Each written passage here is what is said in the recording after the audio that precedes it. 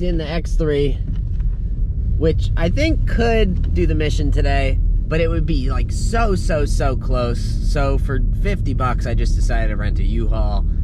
We're on our way to U-Haul now, and then we're going to Harbor Freight to pick up my new toolbox. You can call me the U-Haul man now. Got my U-Haul van, and in the back, we got the US General Series 342. You want to get in, and I'll... Honestly, I think if we both just like... Just get up here. Yeah. Ready?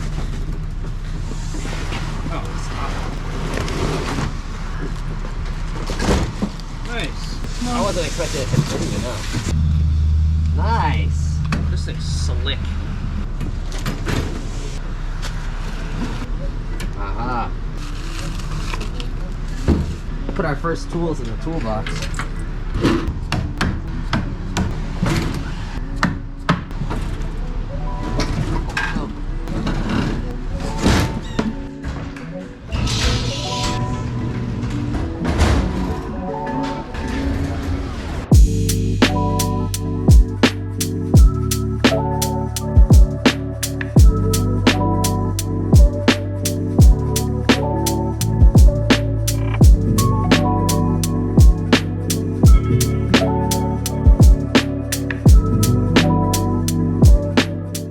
Maiden voyage. I think I'm going in. I should probably actually go in that way. In turn. Okay, we might, maybe, be in business. Wow, it is so close. Good. Lock her in place. Heck yeah, we're home. We did it. Socket drawer. All sockets on this side, ratchets on that side. I'm missing a few ratchets. Wrench drawer. Boxes, hex torques, triple square, O2 sockets, screwdrivers, picks. This will be power tools. I got a lot of them at Mike's right now. This is Mitt's R32 paint. Junk drawer. You gotta have it. Pliers drawer. Hammers. Cutting and drilling and that kind of stuff. I may throw the tap and die kit in here too.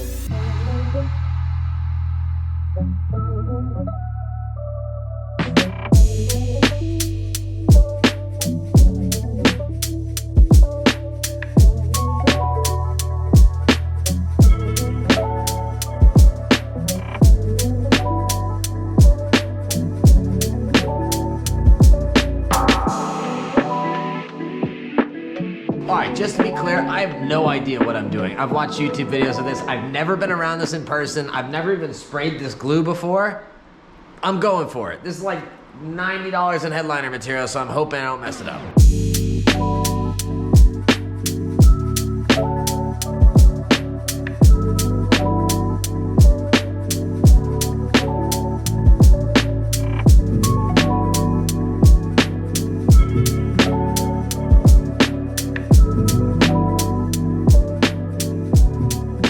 You guys remember on the first drive of the car, I took it to the gas station and it dumped a bunch of fuel on the ground. All right, we found a problem. Actually, it's not leaking anymore, but it was just pouring fuel out of the bottom of it. So now that the car's home from paint, my mission was to solve that fuel leak. So I ended up putting 3 gallons of fuel in it from Pound's fuel tank, and not a single drop came out of the car, which was kind of weird. I was expecting it to leak from somewhere. I went and backed down the hill at the shop and went to drive home, and all I could smell was fuel. I pulled over and there was fuel coming out from the bottom of the car again. So I drove back to the shop and picked it up here. So I drove it down the street. I got a code for check gas cap. Obviously the gas cap was tight. I pulled over. Fuel was leaking out underneath, which if you remember, way back, we filled it up for the first time, put 7 gallons in and 7 gallons on the ground. So I took all of this apart. I checked in here. I checked under there. I checked the fuel filter. And Instagram said to check underneath the caps under the rear seat. So naturally, I pulled the rear seat out. Of course, there's a fire truck coming by.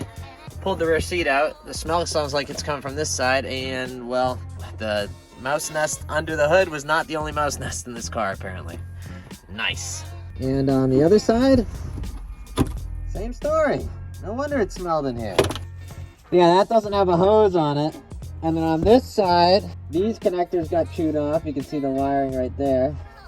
which they couldn't have done it at any more inconvenient place. Solution, some 5/16 fuel line with, I couldn't find a plug for it, so it's got an M10 bolt in it right now.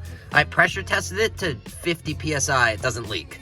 So I feel pretty good about that because this should never get pressurized, but if it does, it'll handle it. Hose clamp at the bottom, hose clamp at the top, and then a zip tie to hold it down. People said that these crack, so I brake cleaned all of this and looked really close with the light. I don't see any cracks through in the lid, and it doesn't smell like gasoline anymore.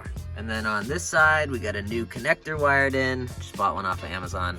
$10 for this. I should start cutting them off of my wiring harnesses and just for the part out cars. Okay, now that we have the sender from the other side plugged in. Aha. That might actually be the issue. Kind of a wild theory, hear me out. When we dumped 7 gallons on the ground, the tank was actually full. It was probably halfway full to start. I didn't realize because the gauge was low. And then it said it was halfway full, which means that that side was sending that it was half full. The other side wasn't communicating at all.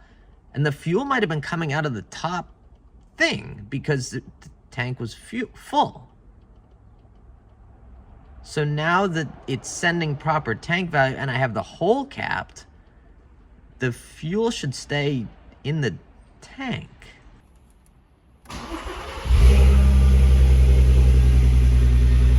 Okay, well, we're running.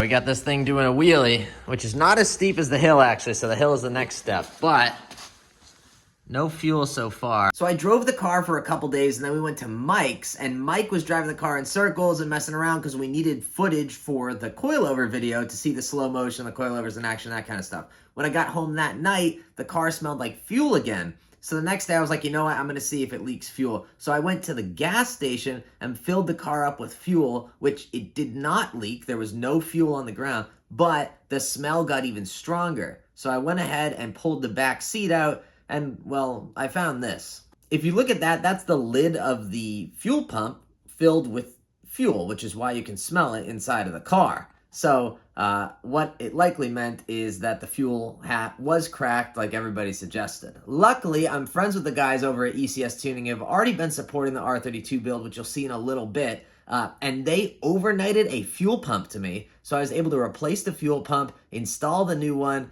and, well, we'll see if it fixes the issue. I hear it.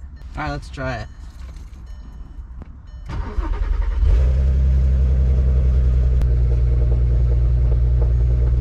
Sounds like it's pumping. If you ask me, that's a big shout out to ECS Tuning for that one. So if my diagnosis is correct, my issue stemmed from right there, which is a full-on crack through the cap. You can see on the back, it started making its way through.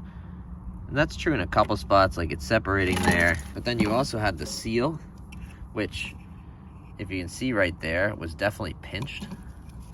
Like it was down as it should be in some spots, and in other spots it was something not right there, the way that was put in and installed and the way it's lined up. So more of the story, the fuel pump completely solved my issue, so big shout out to ECS Tuning for that. Now let's get into installing ECS Tuning's intake onto the car to replace my old one that had a hole for the noise pipe that I deleted, so then I blocked off the hole with tape temporarily. We're gonna get rid of that, put in a nice new ECS intake with a heat shield and all that fun stuff.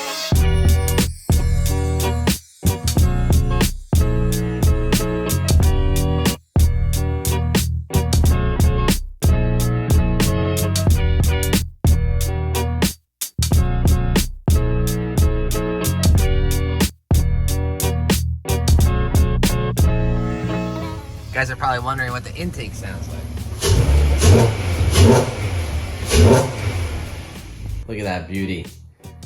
Noise pipe deleted. Obviously that's blocked off now, and it really cleans up this engine bay. Makes it look really nice. Now it's on to less fun stuff. This headlight is very blue. This headlight is very white. That usually means that either someone put the wrong bulbs in here or that one is on its way out. So I got a box full of the less fun stuff from ECS that we still have to do. So we have coil packs, we have spark plugs, we got some inner bulbs to turn these yellow, and Where are they? We've got some brand new HIDs as well. If one of your headlights shows up as a different color than the other, the odds are it's on its way out, and if one's going out, you should probably replace both. I'm doing these guys. This has not gone well. I managed to drop the HID bulb inside the headlight, so now I have the front bumper off so I can pull the headlights out. At least maybe it'll be a little easier to swap the bulbs. All right, let's see if it works. Oh yeah, we got yellow. Nice, and if we look in here at the housing, got a yellow housing, nice. I don't know what these blue whatever bootleg bulbs were. We're throwing these guys in now. Should be good. All right, turn the key on and turn the lights on. Oh yeah. That is the same color as that, and that is significantly brighter than what was in there before. If we shut the lights off, we hit the high beams, we get yellow on both sides now, nice. When removing these coil packs, they say you need a specialty tool. Shout out to my boy Julio who taught me the zip tie method years ago. Oh, I broke the zip tie. There it goes. I'll lay them out. 1, 2, 4, 3, 6, 5. Fresh set of NGKs down in there. Look at these. Oh my. I mean, obviously the car had been sitting for 6 years, but that's a lot of gunk in there. So I'm glad we got rid of those, and obviously new coil packs are exciting too. I've obviously never done VR coil packs before. It's kind of cool. It's angled because obviously of the angle that it goes in, but when you push it down in there, the boot seals up flush with the angle of the engine. I mean, obviously they would do that because their coil pack's designed for a VR, but I just think that's such a cool engineering touch. I just noticed something. See on there, it says 3824, right? Look at what this says. 4807. These are the original ignition coils for this car. Let's see if we're in business.